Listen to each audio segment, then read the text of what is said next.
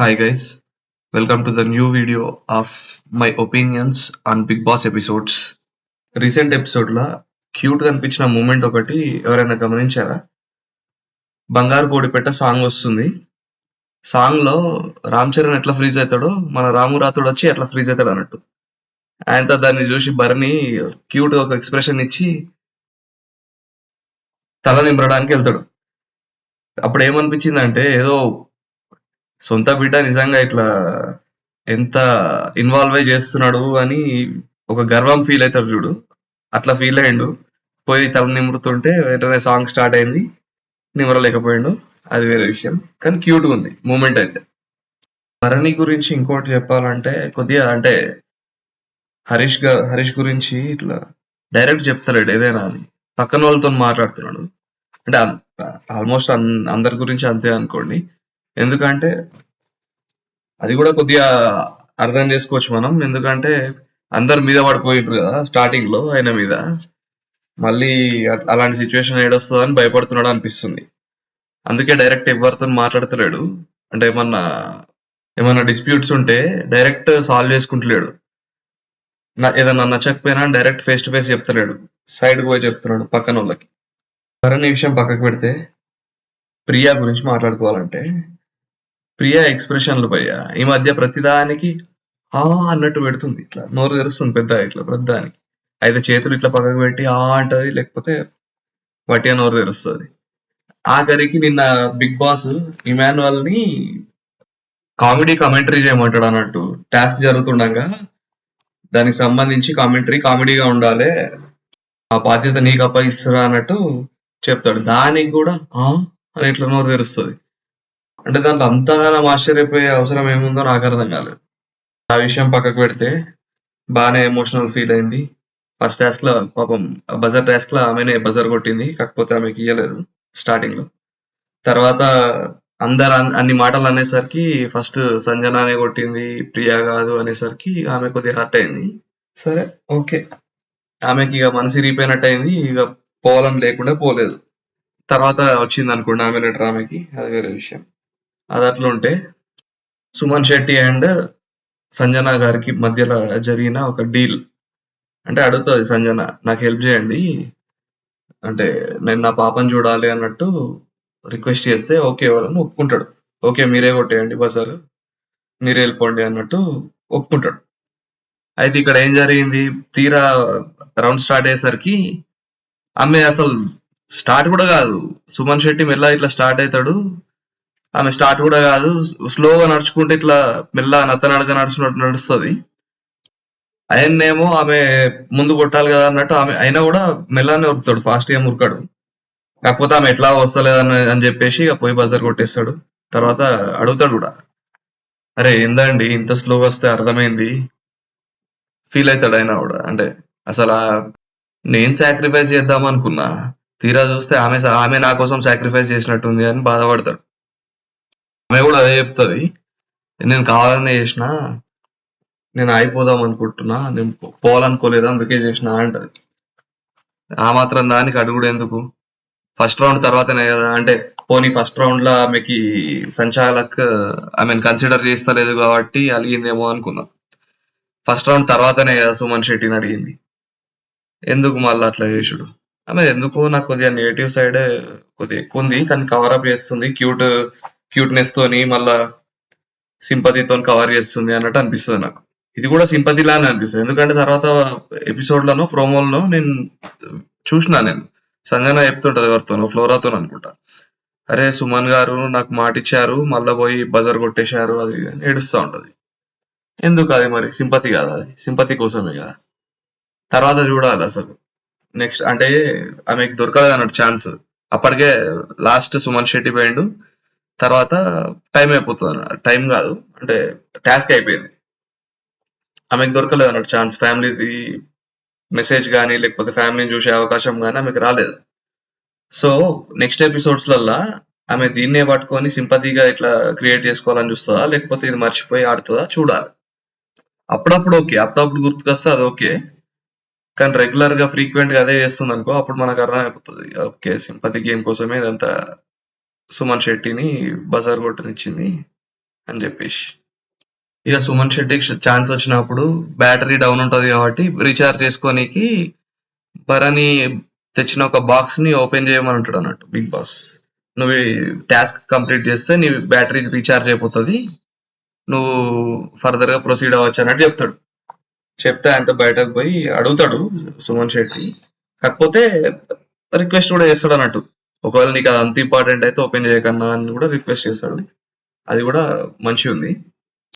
భరణి అంటాడు, అరే నేను ఇది ఒక మంచి సిచ్యువేషన్ లో ఓపెన్ చేద్దాం అనుకున్నా, అది ఇది అంటే హౌస్ మేట్స్ ఇంతకన్నా మంచి సిచ్యువేషన్ ఉండదు అన్నట్టు చెప్తే ఓకే కన్విన్స్ అవుతాడు. అయినా కూడా అదంతా బాగానే ఉంది. ఓపెన్ చేస్తాడు. తీరా ఓపెన్ చేస్తే ఆడియన్స్ షాక్. అంటే మనం షాక్ అన్నట్టు, వాళ్ళు కూడా హౌస్ మేట్స్ కూడా షాక్ అయి ఉంటారు. అంతగానం ఊరిచ్చి మెల్లగా తీసి దీంట్లో నా బాడీ పార్ట్ ఉంది అది ఇది అంటే ఏదో చెప్తాడు. చెప్పినాం కదా, అంతగానం ఊరిచ్చి తీసేసరికి దాంట్లో అమ్మ గురువు అని రాసి ఉంటది లాకెట్ లో. దానికి ఇంతగానం ఎందుకు బిల్డప్ అన్నట్టు అనిపించింది. కొద్దిగా బర్నీకి నెగటివ్ అయ్యే సీన్, కాకపోతే కొట్టుకోబోతుంది లేండి. ఇన్ని జరుగుతున్నాయి కదా అక్కడ సిచ్యువేషన్స్, గొడవలు అని ఇన్ని ఎమోషన్స్ మధ్యలో కొట్టుకోబోతుంది. అది గుర్తుండదు అది ఎవరికి. ఇక తర్వాత నెక్స్ట్ టాస్క్ స్టార్ట్ అయింది. ఏంటంటే ఏదో రగ్బీ గేమ్ లాగా పెట్టిండు. ఒక చిన్న ఇగ్లూ లాగా ఒక స్టేడియం నిర్మించిండు నెట్స్ తోని. బయటకు వెళ్ళాలంటే 2 దారులు పెట్టిండు. పైన మొత్తం ఓపెన్ పెట్టిండు, ఎందుకంటే సంచాలక్ వాళ్ళకి లోపలికి బాల్ వేసే విధంగా ఉండాలని చెప్పేసి. ఇక సంచాలక్ బాల్ వేసినప్పుడు వాళ్ళు కొట్టుకొని ఒకళ్ళు బాల్ తీసుకురావాలన్నట్టు బయటకి తీసుకొచ్చి వాళ్ళకు సెపరేట్ పోడియం లాగా పెట్టిండు. ఆ పోడియంలో పెట్టాలన్నట్టు బాల్. తర్వాత దాని ముందటనే ఒక బాస్కెట్ పెట్టిండు, ఆ బాస్కెట్ లో వేయాలన్నట్టు. ఎవరైతే 3 బాల్స్ వేస్తారో ఫాస్ట్ గా, అంటే బయటకు తీసుకొచ్చి 3 బాల్స్ ఫాస్ట్ ఎవరు వేస్తారో వాళ్ళు విన్నర్ అన్నట్టు. వాళ్ళకి ఇమ్యూనిటీ, ఇది ఇమ్యూనిటీ టాస్క్ యాక్చువల్ గా. ఇమ్యూనిటీ టాస్క్ అది కూడా ముగ్గురునే సెలెక్ట్ చేసిండు అన్నట్టు. అది కూడా ఇంతకు ముందు బిగ్ బాసే అర్జునుడిగా రంగంలోకి దిగబోతున్నాడు అని చెప్పేసి యాపిల్ చెట్టు పెట్టి, ఏదో యాపిల్ కాయలు పెట్టి దాంట్లో విత్తనాలు పెట్టిండు కదా, ఆ విత్తనాల కలర్ బట్టి చూస్ చేసుకున్నాడు అన్నట్టు బిగ్ బాస్. బ్లాక్ ఉన్న వాళ్ళని సెలెక్ట్ చేసుకున్నాడు, వాళ్ళకే ఇమ్యూనిటీ గెలుచుకునే ఛాన్స్ ఇచ్చిండు. అదే ఈ టాస్క్. దీంట్లో రీతు అండ్ శ్రీజ ఇద్దరు ఘోరంగా కష్టపడ్డారు. శ్రీజ అయితే మస్తు ఫైట్ చేసింది, రీతు కూడా మస్తు ఫైట్ చేసింది. కాకపోతే రీతుకు డిసడ్వాంటేజ్ ఏంటంటే, అంటే అడ్వాంటేజ్ ఉంది డిసడ్వాంటేజ్ ఉంది ఇద్దరికి. అడ్వాంటేజ్ ఏంటంటే రీతు పర్సనాలిటీ బలంగా ఉంటది శ్రీజతో కంపేర్ చేస్తే. డిసడ్వాంటేజ్ ఏంటంటే ఆమె కొంచెం అగ్రెషన్ చూపించినా కానీ శ్రీజాకి పాయింట్స్ వెళ్ళిపోతాయి, శ్రీజాకి సింపతి వచ్చేస్తుంది. అటువంటి సిచ్యువేషన్ అన్నట్టు.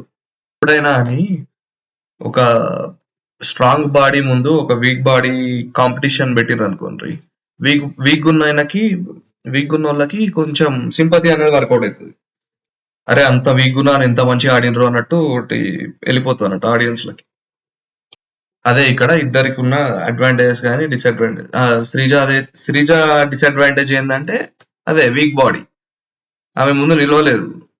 కాకపోతే అడ్వాంటేజ్ ఏంది, మంచిగా ఆడియన్స్ లోకి సింపతి వెళ్ళిపోతుంది. అరే శ్రీజ ఎంత టఫ్ కాంపిటీషన్ ఇచ్చింది, అంత వీక్ పర్సనాలిటీ ఉన్నా అని, అంత దమ్ము వచ్చినా ఎంత మంచిగా ఆడింది అన్నట్టు వెళ్ళిపోతుంది. అది శ్రీజాకు ఉన్న ప్లస్ పాయింట్. ఇక ఫ్లోరా షైనీది ఏంటంటే ఆమె ఏజ్డ్ ప్లస్ ఫేస్ కాపాడుకుందామని చూసింది. గేమ్ మొత్తం చూస్తే ఎక్కువ కష్టపడలేదు. ఏంటంటే నన్ను నేను సేఫ్ గా కాపాడుకుంటూ బాల్ని ఎత్తుకపోదాం అన్నట్టు చూసింది. సేఫ్ అంటే అది కరెక్ట్ గేమ్ యాక్చువల్ గా, దాంట్లో తప్పేం లేదు. వీళ్ళిద్దరు కొట్టుకుంటే పాపం ఆమె ఎత్తుకపోయింది బాల్. తప్పేం లేదు కానీ వాళ్ళిద్దరు కష్టపడ్డారు కదా, వాళ్ళ మీద కొద్దిగా జాలనిపిస్తుంది. ఇక్కడ ఇదొకటి ఫ్లోరాకి డిసడ్వాంటేజ్, ఇదొకటి. అడ్వాంటేజ్ ఏంది, ఆమె ఏజ్, ఆమె అంటే ఇంత ముందు సర్జరీ అయినాయి ఇవన్నీ తెలుసు కాబట్టి ఆడియన్స్ కి ఇవన్నీ కన్సిడర్ చేసి ఆమె మీద సింపతి చూపిస్తారు. ఎట్లా అన్నా అని, బాగా ఆడింది అని చెప్పేసి అప్రిషియేట్ చేస్తారు. అది అడ్వాంటేజ్ ఫ్లోరాకి. దీంట్లో రీతు 4 బాళ్ళు, ఫ్లోరా 4 బాల్ తీసుకెళ్ళిపోతుంది. లాస్ట్ ఒక బాల్ శ్రీజ తీసుకెళ్తుంది. అది కూడా అలో చేసిండ్రు వాళ్ళు, ఇక పోనీ ఒక బాల్ తీసుకెళ్ళనిది అన్నట్టు అలో చేసిండ్రు. సో తీసుకెళ్ళిపోతుంది. నాకు ఇక్కడ ఈ టాస్క్ లో అర్థం కాని విషయం ఏంటంటే 3 బాల్ వేస్తే విన్ అయిపోతారు. ఆల్రెడీ రీతు గాని ఫ్లోరా గాని 3 బాల్ తెచ్చుకున్నప్పుడు వేసుకోవచ్చు కదా బాస్కెట్ లా. ఎందుకంటే బాల్స్ బయటకు పోయినా గానీ మళ్ళీ తీసుకొచ్చుకొని వేయచ్చు అన్నట్టు. సో అటువంటప్పుడు అంతానం లోపల ఫైట్ చేసుడు ఎందుకు? ఈక్వల్ ఛాన్స్ వచ్చేది కదా నాకు తెలిసి. ఆ తర్వాత ఫస్ట్ రీతుది 3 బాల్స్ అయిపోగానే ఆమె బయటకు వచ్చేస్తే నెక్స్ట్ వీళ్ళిద్దరు ఫైట్ చేసేటోళ్ళు. ఇంకొద్దిగా మంచిగా ఉండేది టాస్క్ అనిపించింది నాకు. ఎందుకంటే ఇప్పుడు ఏమైంది, ముగ్గురు ఫైట్ చేస్తున్నా కొద్దీ ఇక శ్రీజ ఎట్లా ఓడిపోతున్నా అని చెప్పేసి ఆల్మోస్ట్ లాస్ట్ సెకండ్ రౌండ్ లా ఫ్లోరాకి ఇచ్చేస్తుంది బాల్. రీతుని పట్టుకొని ఫ్లోరాని తీసుకెళ్ళిపోమంటది బాల్. సో అట్లా సపోర్ట్ చేసేస్తుంది. అదే రీతు 3 బాల్స్ ఎట్లా కరెక్ట్ చేసుకున్నా బయటకు పోయి బాస్కెట్లో వేసుకో. ఇక్కడ సంచాలక్ కూడా ఏం చెప్పదు. అది సంచాలక్ ఫస్ట్ ఏం అర్థం కాలేదు అనుకో టాస్క్. ఎందుకంటే స్టార్టింగ్ బాల్స్ వేసేటప్పుడు లోపలికి 2 బాల్స్ వేస్తుంది. అరే 2 కాదమ్మా, ఒకటే వేయాలి అంటే మళ్ళీ బిగ్ బాస్ అడుగుతుంది క్లారిటీ కోసం. 3 బాల్స్ వేయాల్సింది. ముగ్గురు మంచిగా వచ్చారు, ఒకటి బాల్ తీసుకొచ్చుకునేటోళ్ళు. అట్లా బయటకు వస్తారు, ముగ్గురు బయటకు వచ్చేస్తారు. రితు దగ్గర 4 బాల్స్, ఫ్లోరా దగ్గర 4 బాల్స్, శ్రీజ దగ్గర 1 బాల్. అయితే కొందరు ఏమంటారంటే, సంచాలక్ ఏమంటదంటే, ఒకటే బాల్ ఉంది కదా, ఎట్లాగూ గేమ్ నుంచి అవుట్ అన్నట్టే కదా, సో నువ్వు పోయి రెస్ట్ తీసుకో అన్నట్టు చెప్తే కొద్దిగా హౌస్ మేట్స్ దాన్ని అపోజ్ చేస్తారు. అరే ఆమె ఇష్టం, అది వేస్తే అని చెప్పేసి అపోజ్ చేస్తే సరే అనుకుంటది. ఆమె కూడా పార్టిసిపేట్ చేస్తుంది. ఫస్ట్ బాల్ అయితే రీతుది పడుతుంది, కానీ తర్వాత గేమ్ మీద కాన్సన్ట్రేషన్ చేయలేకపోతుందో మరేమో. అంటే తర్వాత సంజన అంటది అన్నట్టు ఒక డిస్కషన్ లా, ఆమెని బూతులు తిడుతున్నావు నువ్వు అనగానే హర్ట్ అయిపోయి, నేనేం బూతులు తిట్టినా హర్ట్ అయిపోయి ఏడ్చి దాని వల్ల కాన్సన్ట్రేషన్ మిస్ అయిపోయింది ఆమెది అని చెప్తుంది. సో అట్లా ఆమె వేయలేకపోతుంది. ఈ టైంలో ఫ్లోరాది ఒక విషయం చెప్పాలి. ఫ్లోరా 2 బాల్స్ వేస్తుంది, 2 బాల్స్ వేసి సెలబ్రేట్ చేసుకుంటా ఉంటది. అక్కడ ఒకవేళ హౌస్ మేట్స్ కానీ చెప్పకపోతే, ఇంకో బాల్ తెచ్చుకొని ఏమి అనకపోతే సెలబ్రేట్ చేసుకుంటానే ఉండి ఆయనతో ఓడిపోయేదేమో అనిపించింది. ఎందుకంటే ఈ లోపల రీతు వేసేసింది అనుకో, ఆమెనే విన్ కదా. ఇదే కాదు, మళ్ళా సెకండ్ బాల్ అనుకుంటా ఫ్లోరా ఫస్ట్ బాల్ తెచ్చేసుకుంటది అంటే బయటకి. ఎక్కడైతే ఫ్లోరా రింగ్ లో నుండి సెకండ్ బాల్ బయటకు తెచ్చుకుంటుందో అక్కడ కూడా అంతే చేస్తుంది. సెకండ్ బాల్ తీసుకపోయి ఆమె పోడియంలో పెట్టుకొని ట్రై అయ్యేది, బయటకు వచ్చి సెలబ్రేట్ చేసుకొని లోపలికి వెళ్ళిపోదామని చూస్తుంది. అప్పుడు కూడా మన హౌస్ మేట్స్ చెప్తారు, అరే అది తీసుకపోయి నీ పోడియంలో పెట్టుకపో అది అని చెప్పేసి. అప్పుడు పోయి పెడుతుంది. అది కూడా మిస్టేక్. అది చేయకపోయినా బాల్ మిస్ అయిపోయేది, మళ్ళీ ఇంకో రౌండ్ స్టార్ట్ అయ్యేది. సంజన తీసుకోపోయి మళ్ళీ బాల్ వేసేది, మళ్ళీ ఫైట్ స్టార్ట్ అయ్యేది. క్యాన్సిల్ అయిపోయింది ప్రీవియస్ రౌండ్. చెప్పాలంటే ఫ్లోరా లక్ బాగా సహకరించింది. వాళ్ళిద్దరు కొట్టుకోకపోతే ఈమెకు బాల్ దొరికేది కాదు అసలు. హౌస్ మేట్స్ హింట్స్ ఇవ్వకపోతే, బాల్ పోడియంలో పెట్టుకో అని కానీ, లేకపోతే అరే థర్డ్ బాల్ వేయమ్మా పోయి తెచ్చుకపో సెలబ్రేట్ తర్వాత వేసుకుందు అని చెప్పకపోయారు. కానీ అంటే అక్కడ ఏంటంటే కొద్దిగా లేట్ అయినా అని అవతల వాళ్ళు గెలిచే అవకాశం ఉంటది కదా. అట్లా రీతు ఏంటంటే అంత కష్టపడి పాపం బయటకు వచ్చి కాన్సన్ట్రేట్ చేయలేకపోయి ఆయనతో 2 బాల్స్ మిస్ అయిపోయింది అన్నట్టు. అట్లా ఓడిపోయింది ఆమె. యాక్చువల్ గా రీతు మీద జాలి కలగాలి వల్ల. కాకపోతే ఏమైందంటే ఆమె నోరు వల్ల టాస్క్ మాత్రం సూపర్ గా ఆడింది. ఇక అంతకు మించి ఏం చేస్తారు. ఇప్పుడు ఎవరైనా సరే వీళ్ళకి చెప్పొద్దు, ప్లేయర్స్ కి, అంటే అపోజిట్ ప్లేయర్స్ కి చెప్పొద్దు జాగ్రత్తగా ఆడు అది ఇది అని చెప్పేసి. వాళ్ళు ఎవరికి సపోర్ట్ చేస్తున్నారో వాళ్ళని చెప్పుకోవాలి. అరే నీకేమన్నా పెయిన్ వచ్చినా అని, నీకేమన్నా అంటే వైలెంట్ గా అగ్రెసివ్ గా అవతల అనిపించినా అని నువ్వు కాల్ తీసుకో, ఒక మాట చెప్పు సంచాలకి, నీకు చిన్న ఏమన్నా దెబ్బ తగిలినా అని చెప్పేసి అని వాళ్ళకి చెప్పేదండి. శ్రీజాకి చెప్పేదండి. అక్కడ శ్రీజ ఏం కంప్లైంట్ చేస్తలేదు. తర్వాత చూసినా అని ఆ బాల్ రీతు తీసుకుపోయినప్పుడు ఆమె కింద పడిపోయి ఉన్నది, దమ్ము తీసుకుంటుంది తప్ప అబ్బా ఇక్కడ దాకింది అక్కడ దాకింది అని ఏం కంప్లైంట్ ఇవ్వలేదు, పట్టుకోలేదు కూడా. ఇట్లా చేతులు కాళ్ళు పట్టుకున్నాడు కానీ నొప్పితోని ఇట్లా అట్లా కూడా ఏం పట్టుకోలేదు.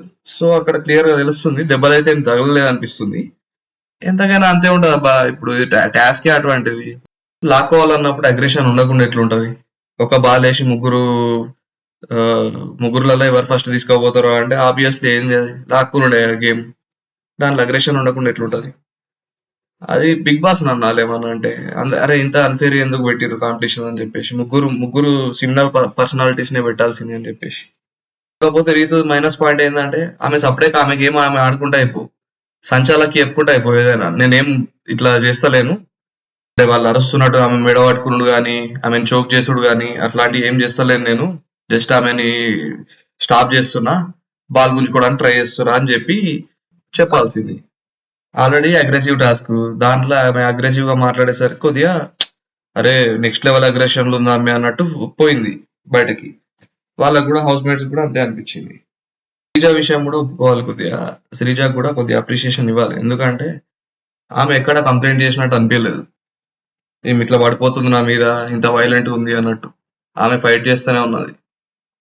టాస్క్ అంతా అయిపోయినాక రీతు ఏడ్చింది. ఇదైతే రియల్ గా అనిపించింది ఏడుపు.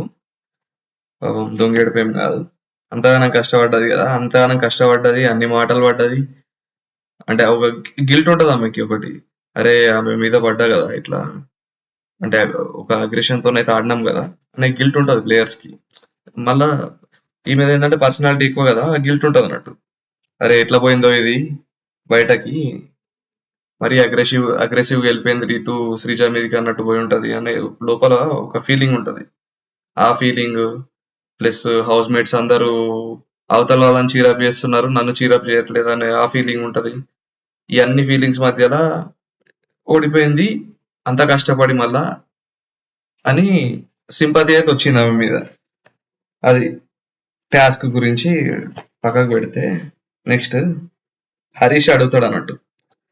లాస్ట్ లో హరీష్ ఫ్లోరాన్ అడుగుతాడు, అరే నీకు ఇమ్యూనిటీ వచ్చింది కదా, ఇమ్యూనిటీ గెలుచుకున్నావు కదా, నీ మీద ఉపయోగించుకుంటావా లేకపోతే ఇంకెవరికైనా ఉపయోగిస్తావా అంటాడు. ఎందుకు ఉపయోగిస్తుంది ఇంకోళ్ళకి, ఆమె మీద ఆమె ఉపయోగించుకుంటది. ఆమెను మీరు అందరు బోరింగ్ పర్సన్ అని పక్కకు పెట్టిండ్రు. ఆమెకి ఎట్లుంటది ఫీలింగ్, అరే బయట కూడా ఇట్లనే పోతుంది అంటే ఆమెకు కూడా తెలుసు నేను ఎక్కువ పార్టిసిపేషన్ ఇస్తలేను, అంటే ఎక్కడ నాకు అవసరం అనిపిస్తుందో అక్కడనే ఇస్తున్నా అని ఆమెకు కూడా తెలుసు. కాకపోతే మీరు అందరూ బోరింగ్ అన్నారు, తీసుకుపోయి జైల్లో పెట్టిండ్రు, ఇదంతా అయినాక ఆమెకు ఏం ఫీలింగ్ ఉంటుంది ఆమెకి, అరే నెక్స్ట్ నామినేట్ అయ్యే ఛాన్సెస్ నాకే ఎక్కువ ఉన్నాయి. ఎందుకంటే మళ్ళీ ఆల్రెడీ ఒకసారి నామినేషన్స్ అంటే లాస్ట్ దాకా పోయొచ్చింది. ఆమెనే ఎలిమినేట్ అయిపోతుందేమో అనుకుని ఆడియన్స్ అనుకున్నారు, హౌస్ మేట్స్ అనుకున్నారు, ఆమె కూడా అనుకుంది. ఎందుకంటే షాక్ అయింది ఆమె సేవ్ అయితే. సో అటువంటి అప్పుడు ఆమె అంత రిస్క్ తీసుకొని పక్కన వాళ్ళని ఎందుకు సేవ్ చేస్తుంది? మళ్ళీ పక్కన వాళ్ళు పోనీ ఈమెకి ఏమన్నా అంత ఫ్రెండ్స్ అంత బాండింగ్ డెవలప్ అయిందా అంటే అది లేదు. ఈమెను ఎవరు దేకని కూడా దేకరు. రెండు సైడ్ల నుంచి ఉండదు అనుకోండి, ఈమె కూడా పెద్ద ఏం బాండ్ ఇట్లా క్రియేట్ చేసుకుందాం అన్నట్టు ఇంట్రెస్ట్ చూపది, అవతల వాళ్ళు కూడా అంత పెద్ద పట్టించుకోరు. సో అటువంటి అప్పుడు ఆమె యూజ్ చేసుకుంటది. ఈ క్వశ్చన్ అడుగుడు అయితే సిల్లీ ఇది హరీష్, అది కూడా. ఇది ఈ ఎపిసోడ్ మీద నా opinion. Thank you for watching. ఏదైనా మిస్ అయ్యి ఉంటే ఏం మిస్ అయ్యానో కమెంట్ చేయండి. ఒపీనియన్స్ ని మీరు యాక్సెప్ట్ చేస్తే లైక్ చేయండి. ఏదైనా నచ్చకపోతే పాయింట్ నచ్చలేదా లేకపోతే నేను ప్రజెంట్ చేసే విధానం నచ్చలేదా చెప్పండి, అదేందో కూడా మెన్షన్ చేయండి పాయింట్. Thank you.